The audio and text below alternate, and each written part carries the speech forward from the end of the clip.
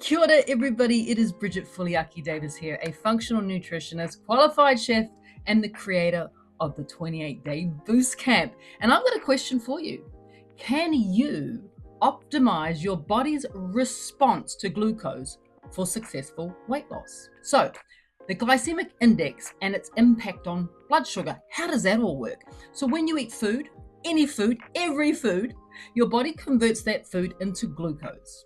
Now, depending on what that food is will determine what sort of impact that food has on your body. The lower it scores on the glycemic index, which starts at 0 and goes to 100, the less impact it's going to have on your blood glucose. So there are things that have a 0 glucose or glycemic index response, and then there are foods that have a very, very high glycemic index response. So you want to choose foods that have a very low reading on the glycemic index.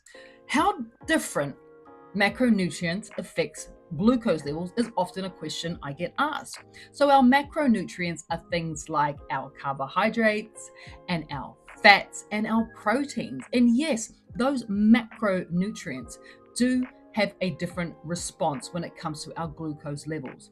Like our carbohydrates tend to get a pretty rough deal, don't they? But there are some carbohydrates that you find in things like plants, which are complex carbohydrates that have less of an impact on your glucose levels. It's really those refined carbohydrates. So the things you find in the store, in the supermarket, or through the drive-through. It tends to be things in boxes and jars and tins and labeled with barcodes that are the refined carbohydrates that will have more of an impact on the glucose levels, with things like our proteins and even our healthy fats have a lower or a less effect on our glucose level.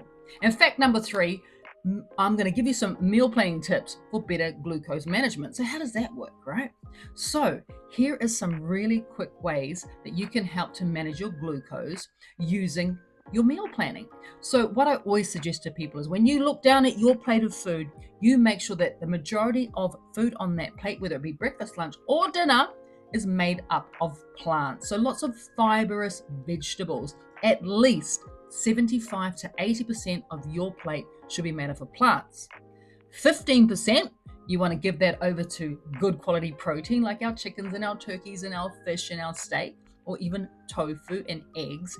And then 5% of your plate is made up of healthy fats. If you can organize every single meal you have in that fashion, it will help to better manage your glucose levels.